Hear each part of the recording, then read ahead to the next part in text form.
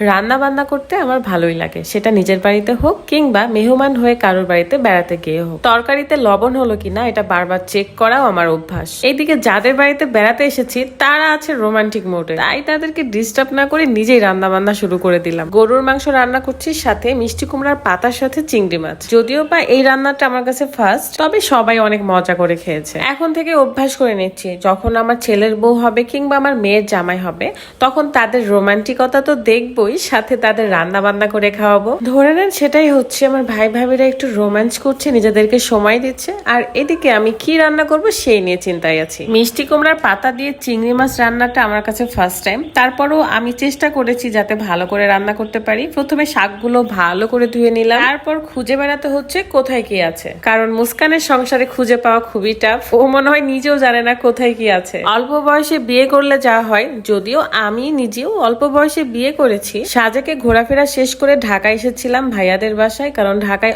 অনেক কাজ আছে। কাজগুলো শেষ করে তবেই রাজশাহীতে ফিরবো। মেনলি আমি রাতের ডিনার তৈরি করছিলাম। আমি মাত্র গোসল করে এসেছি, আমার চুলগুলো যে ভেজা সেটা বোঝাই যাচ্ছে। আমি মাংস রান্না করার জন্য সব মশলা রেডি করে রেখেছিলাম, এখন সেগুলো কষিয়ে নিব।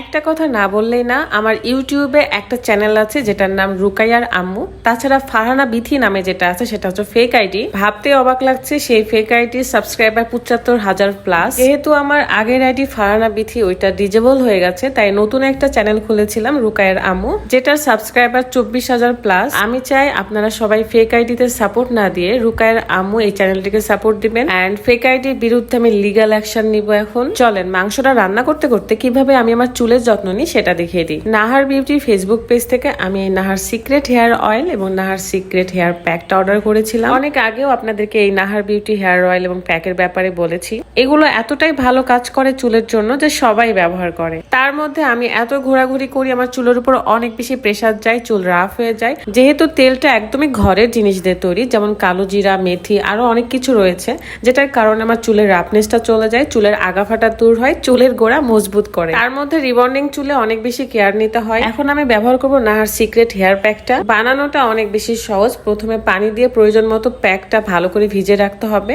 ভেজানোর 10 মিনিট পরে এই সিক্রেট হেয়ার অয়েলটা 1 চামচের মতো দিয়ে দিব। তারপর মিক্সড করে আমার পুরো চুলে অ্যাপ্লাই করে ফেলবো। যাদের চুল পড়ার সমস্যা আছে, যাদের চুল বড় হচ্ছে না, চুলের রাফনেস চলে আসছে, তারা একবার হলো ব্যবহার করে দেখবেন, খুবই ভালো কাজ করে। আপনাদের সুবিধার্থে পেজটা আমি আমার ক্যাপশনে মেনশন করে রেখেছি, চেক করে নেবেন। এখন চলে আসা যাক কিভাবে আমি গরুর মাংস রান্না করছি। মেয়েরা সব রান্না বান্নাই মোটামুটি পারে, আমার কাছে মনে হয় সবচেয়ে সহজ রান্না হলো গরুর মাংস, মুরগির মাংস এসব রান্না করা। দেখেন ম্যাডাম চলে এসেছে আমাকে রান্নাতে হেল্প করতে। মানে আমি সবকিছু রেডি করলাম, আমি রান্না বসিয়ে দিলাম, আর সে এসে নাড়াচাড়া করে ক্রেডিট নিচ্ছে। এটা তো হবে না বাবু। এদিকে আমার ক্যামেরাম্যান দেখেন কোথায় বসে আছে, কার্নিশের ওপর। বেচারি গরমের মধ্যে কার্নিশের ওপর বসে আছে, আমিও গরমের মধ্যে আছি, কারণ রান্না তো আমি করতেছি। এখন আমি চিংড়ি মাছটা ভালো করে ভেজে নিব, কারণ লাউ শাকের মধ্যে দিতে হবে। লাউ না, ওইটা মেবি মিষ্টি কুমড়া শাক, তাই না? যেটাই হোক, আমার হয়তো ভুল হচ্ছে, আমাকে ক্ষমা দৃষ্টিতে দেখবেন। ফার্স্ট টাইম আমার এই আইটেমটা রান্না করা। তো তৃষা বলতেছিল যে চিংড়ি মাছটা ভালো করে ফ্রাই করে নাও, তারপরে এই শাকের মধ্যে দিয়ে দিও। তো আমি সেটাই করছি। 2 চুলাতে যেহেতু 2 রান্না চলছে, তাই 2টার দিকে লক্ষ্য রাখতে হবে। তারপর আমি পেঁয়াজ, কাঁচামরিচ, শুকনা মরিচ এসব ভেজে শাকটা তেলত দিয়ে নিলাম। আপনাদের কার কোন এলাকায় কি বলে আমি জানি না, আমাদের ভাষায় বলে তেলে দেওয়া। শাকটার স্মেল এত সুন্দর আসতেছিল, আর খেতেও মজা হয়েছে। আমি তো ডাঁটা চিবিয়ে চিবিয়ে খেয়ে দেখছিলাম যে লবণ হয়েছে কিনা।